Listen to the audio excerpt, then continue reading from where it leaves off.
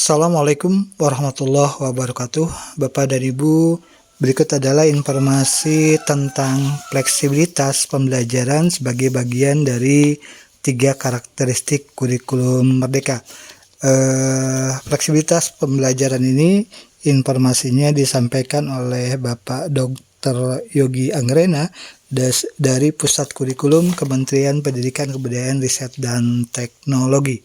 Sekaitan dengan fleksibilitas pembelajaran ini, yaitu rumusan capaian pembelajaran dan pengaturan jam pembelajaran yang memberi fleksibilitas untuk merancang kurikulum operasional dan pembelajaran sesuai tingkat kemampuan peserta didik. Assalamualaikum warahmatullahi wabarakatuh. Lalu yang ketiga adalah ingin memberikan fleksibilitas. Rumusan capaian pembelajaran, pengaturan jam pembelajaran yang memberikan fleksibilitas untuk merancang kurikulum operasional sesuai tingkat kemampuan peserta didik. Jadi kompetensinya sekarang yang kita tetapkan itu adalah per fase. Jadi kompetensinya itu per fase, tidak lagi kompetensinya itu disusun per tahun dan diurutkan. Kan Bapak sekarang istilahnya ya, kompetensi capaian pembelajaran, kompetensi di akhir fase. Nah kebetulan di SMA fasenya ada 2 ya. Sebenarnya fase awalnya kita desain itu tiap 2 tahun, kelas 2, kelas 4, kelas 6, kelas 8, kelas 10, kelas 12. Nah kebetulan sistem pendidikan kita kan di jenjang SMP itu berakhir di kelas 9. Kalau kita simpan di kelas 8, kan belum tentu seluruh siswa melanjutkan ke SMA, sehingga yang fase D itu yang harusnya kelas 8 kita tarik menjadi 9, sehingga fasenya fase A kelas 2, fase B kelas 4, fase C kelas 6, fase D kelas 9, fase F kelas 10, fase F kelas 12. Jadi fasenya awalnya kita buat desainnya itu per tahun, per 2 tahun. Nah kebetulan yang kelas 8 awalnya kita tarik ke kelas 9. Nah, yang kelas 10 mungkin Bapak agak mudah karena cukup 1 tahun ya. Nah, yang kelas 12 nanti itu agak lebih lumayan fleksibilitasnya. Sehingga antar satuan pendidikan rumusan capaiannya itu apa yang diajarin kelas 11 bisa jadi antar satuan pendidikan bisa jadi berbeda-beda. Nah, selama ini kan kita tentukan kompetensi itu ditentukan dari pusat urutannya. Jadi 31, 32, 33, 34. Jadi ibaratnya alurnya itu sudah kita tentukan dari pusat. Nah sekarang kita ingin Ibu Bapak, kalau awal kan ke 13 apalagi KD jangan diotak-atik, nggak boleh kan, ditambahin nggak bisa, dikurangi pun nggak bisa, standar. Nah sekarang Bapak yang kita tetapkan inilah kompetensi di akhirnya terkuasai. Urutan-urutan materi apa yang diajarkan, urutannya mengajarkan itu sekarang diberikan kewenangannya kepada Ibu Bapak Guru secara prinsip. Silahkan, bisa jadi saya merasa yang penting di akhir kelas 2 saya harus bisa menguasai bilangan 1 sampai 1000. Bisa jadi nih, siswa-siswa saya belum pernah belajar mengenal angka, sehingga saya cukup mengajarkan nih selama 2 bulan pertama itu di kelas 1. Tujuan pembelajaran yang saya tetapkan itu menguasai bilangan 1 sampai 5. Sekolah yang B, siswa-siswa saya itu seluruhnya pernah belajar PAUD, kelas 1 aja sudah mulai mengenal angka. Sehingga yang B itu menetapkan tujuan pembelajarannya 1 sampai 100. Nah kalau selama ini kan tujuan KD pertama 1 sampai 100. Dimanapun kondisi di Indonesia, beragam kondisi, semua kompetensi dasar yang pertama harus menguasai sampai 100. Karena ditetapkan dari pusat. Nah sekarang justru Ibu Bapak lah yang menentukan. Lihat kemampuan awal siswa. Saat ini siswa saya belum menguasai sampai menguasai bilangan. Saya merasa melakukan pembelajaran, perkuat dulu konsepnya, cukuplah sampai 10 selama 1 atau 2 bulan. Sehingga perkembangannya itu mungkin bervariasi. Nah yang perlu dijaga nanti di akhir fasenya saja. Nah urutan-urutannya, misalkan saya merasa untuk diajarkan materi pertama itu justru mau ngajarin dulu geometri. Orang yang kedua saya mau mengajarkan dulu materi aljabar. Orang yang ketiga mau ngajarin dulu trigonometri. Bisa jadi beda-beda. Kalau selama ini kan dibuat seragam. Materi yang pertama bilangan, materi yang kedua aljabar, materi yang ketiga geometri. Nah sekarang silahkan ibu bapak punya pengalaman lebih. Kalau merasa oh saya mau mengajarkan yang pertama bilangan, silahkan. Orang yang kedua mengajarin yang pertama statistika, silahkan. Yang penting nanti di akhir fase terkuasai. Nah itu yang ingin kita berikan fleksibilitas kepada ibu bapak. Silahkan tentukan tujuan-tujuan pembelajaran yang menurut ibu bapak bisa tercapai tujuan pembelajaran tersebut. Lalu ibu bapak, kita berikan juga terkait dengan pengaturan jam pelajaran dalam fleksibilitasnya. Selama ini kan jam pelajaran itu kita tetapkannya per minggu, sehingga kalau sudah ditetapkan materi bahasa Indonesia 3 jam, maka dalam setahun belajar bahasa Indonesia 3 jam. Kita tetapkan materi pelajaran Pancasila pendidikan, atau kalau kemarin PPKN ya, sekarang pendidikan Pancasila 4 jam misalkan, maka setahun rutin 4 jam, matematika 5 jam, belajar 5 jam. Seragam kan seluruh Indonesia karena kita tetapkannya per minggu. Nah sekarang kita ingin menetapkan jam pelajaran itu per tahun. Kalau selama ini kan 3 jam itu setara 108 jam karena minggu efektif 36. Maka yang kita tetapkan itu 108 jam. Untuk memperoleh 108 jam itu kan variasi ya. Bisa dibagi seperti saat ini dibagi rata, boleh. Jadi tidak melarang juga kalau praktek selama ini dibuat rata. Tapi jika ada inovasi-inovasi lain, dipersilahkan untuk dapat 108 jam itu kan bisa jadi tuh 6 kali 18 tambah 0 kali 18. Artinya semester 1 ada 6 jam, semester 2 0 jam. Artinya semester 1 ada mata pelajaran bahasa Indonesia misalkan, semester 2 tidak ada. Atau bisa jadi semester 1 nggak ada mata pelajaran bahasa Indonesia, semester 2 ada mata pelajarannya. Nah itu yang bisa dilakukan. Bisa jadi semester 1 mungkin bisa jadi lebih banyak, misalkan 4 jam, semester 2 2 jam. Nah itu mungkin dilakukan inovasi-inovasi, yang penting dalam setahun tercapai waktunya, kompetensinya yang tercapai 108 jam. Nah ini fleksibilitas biar ada inovasi-inovasi, bisa jadi beragam satuan pendidikan tuh. Bisa jadi ada yang strategi ya, ada mata pelajaran itu kan ada 12 mata pelajaran yang selama ini.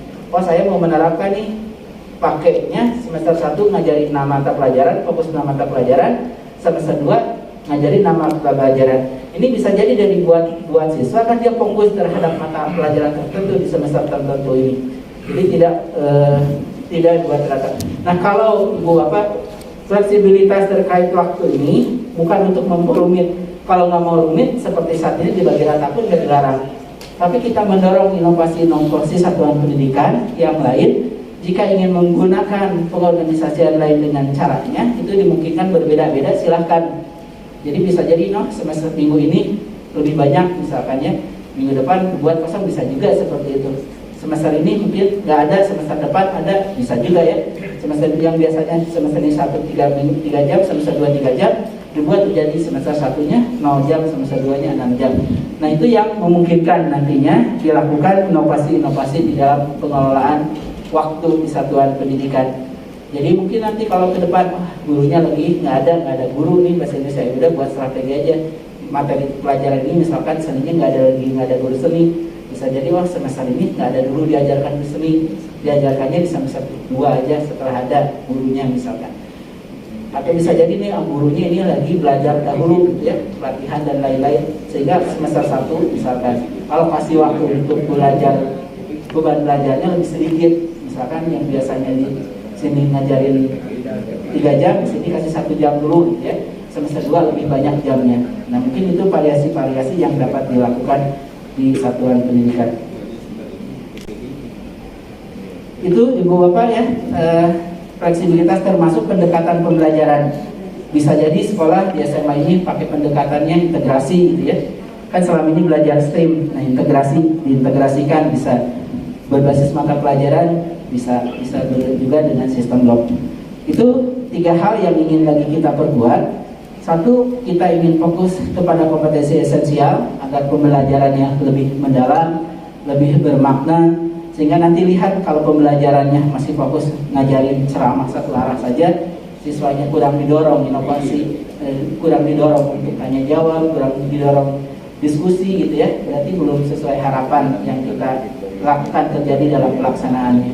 Yang kedua, kalau satuan pendidikan belum melakukan pembelajaran, kalau ini sepertinya bisa langsung dilakukan pembelajarannya akan terlihat bahwa bukan hanya yang dikejar itu akademik. Kita ingin membangun karakter itu dipastikan terjadi. Karakter itu sudah kita perkuat K13, apalagi ada penguatan karakter ya, pendidikan penguatan karakter. Dalam perencanaannya itu sudah dilakukan kebanyakan di perencanaan, kalau diperiksa ya, tertulis jujur, disiplin gitu ya, di dalam perencanaannya. Tapi pada saat pelaksanaan seringkali tidak dilakukan. Fokus mata pelajaran ya matematika, ngajarin konsep matematikanya, aljabarnya, bilangan dan lain-lain. Guru fisika fokus ke terkait materi fisikanya. Karakter itu muncul saja dalam perencanaan tapi kurang dibangun di dalam pelaksanaan. Nah sekarang kita ingin pastikan karakter itu benar-benar dibangun. Maka waktu yang 20%, waktu yang 30% itu memang kegiatan aktivitasnya itu langsung fokus terhadap pembangunan karakternya melalui proyek penguatan profil pelajar Pancasila. Kalau dari segi siswa nggak tahu nih, kalau kemarin yang kami peroleh data justru paling banyak dinikmati adalah pada saat mereka mengerjakan ini. Mereka kan ada dibangun kolaborasinya tanpa ditekan, dikejar mata pelajaran, dikejar nilai mata pelajaran, sehingga mereka justru banyak yang menghasilkan karya-karya yang luar biasa di luar bayangan gurunya. Ternyata pada saat mereka diberikan kesempatan, mereka ternyata bisa berkembang, merencanakan proyek. Bahkan banyak yang akhirnya menumbuhkan wirausaha baru. Padahal mulai dari jenjang SMP dan SMA, ternyata pada saat mereka diberikan kepercayaan, mereka bisa jauh lebih berkembang. Yang selama ini dipandu, oh harus seperti ini. Pada saat diberikan kepercayaan terkait proyek, ternyata mereka bisa lebih berkembang. Karena mungkin kita pun pada saat kita, kalau sudah menyenangi ya, mungkin dia akan lebih semangat mengerjakan sesuatu dan hasilnya bisa lebih optimal. Lalu yang ketiga, terkait dengan perumusan capaian pembelajaran yang tadi fleksibilitas ya, harapannya bisa jadi sesuaikan kebutuhan satuan pendidikan, mulai dari perencanaan tujuan pembelajaran secara kewenangan ibu bapak. Jadi jangan khawatir lagi kalau selama ini nggak sesuai nih rumusan karya aja, kekurang satu kata aja ada masalah. Nah sekarang lihat kemampuan awal siswa. Kalau ingin nambahin materi yang kita siapkan itu sifatnya minimal. Kalau lihat siswanya ternyata sudah pada cepat menguasai, saya mau menambahkan materi-materi lain, kehasan-kehasan lain, silahkan sekarang mau nambahin, mau seperti apa gitu ya. Sekarang sekolah yang satu untuk mencapai kompetensi tertentu membuat 3 tujuan pembelajaran. Kalau dulu misalkan kali 3 kali, sekarang bisa jadi yang guru ini lihat kemampuannya itu kan kecepatannya siswa-siswanya tidak terlalu tinggi. Mungkin saya membuat tahapannya tujuan pembelajaran ini bisa sampai 7 sampai 8. Di sekolah yang satu, siswa ini kecepatannya belajar tinggi ya. Saya cukup 3 tujuan pembelajaran dalam setahun. Sehingga kewenangannya sekarang kembali kepada ibu bapak, lihat kemampuan awal siswa. Kalau mau ingin nambahin materi juga silahkan. Ini saya merasa ini penting untuk saya berikan saja, tidak usah khawatir. Sekarang yang penting kompetensi minimalnya tercapai. Itu ya ibu bapak yang terkait dengan ketiga, fleksibilitas terkait dengan kompetensi apa yang terkait perlu dikuasai, termasuk penentuan jam pelajaran yang perlu dikuasai oleh para peserta didik kita. Nah di struktur kurikulumnya ini sudah pada mengenal ya. Tadi yang proyek, untuk proyek nanti jangan sampai proyek setiap mata pelajaran ada proyek ya. Dan ada kalimat ini Bapak ya yang kita pertegas, ada kalimat terkait proyek nih. Secara muatan proyek harus mengacu pada capaian profil pelajar Pancasila. Jadi proyek itu mengacunya ke profil pelajar Pancasila. Profil Pancasila itu ada dimensi-dimensi karakternya. Lalu ada kalimat di sini, dan tidak harus dikaitkan dengan capaian pada mata pelajaran. Jadi tidak harus terkait. Jadi kalau belum mampu mengaitkan dengan satu pun makhluk nggak apa-apa. Tapi kalau sudah mampu ya silahkan mulai dilatih ya. Kan lebih enak selaras. Tapi tidak ada paksaan untuk diwajibkan selaras dengan capaian pelajaran yang lagi dipelajarinya. Ini penegasan untuk yang proyeknya. Bapak dan Ibu yang terhormat, demikian informasi sekaitan dengan fleksibilitas pembelajaran sebagai bagian dari 3 karakteristik utama kurikulum merdeka, yaitu yang pertama penyederhanaan konten, yang kontennya fokus pada materi esensial. Kemudian kedua, pembelajaran berbasis proyek yang kolaboratif, aplikatif, dan lintas mata pelajaran. Yang ketiga, fleksibilitas pembelajaran sekaitan dengan rumusan capaian pembelajaran dan pengaturan jam pelajaran yang memberi fleksibilitas untuk merancang kurikulum operasional dan pembelajaran sesuai tingkat kemampuan peserta didik. Semoga informasi yang disampaikan ini memberikan inspirasi pada Bapak dan Ibu untuk melaksanakan kurikulum merdeka di Satuan Pendidikan Bapak dan Ibu. Terima kasih atas perhatiannya. Mohon maaf bila ada salah dan keliru. Wassalamualaikum warahmatullahi wabarakatuh.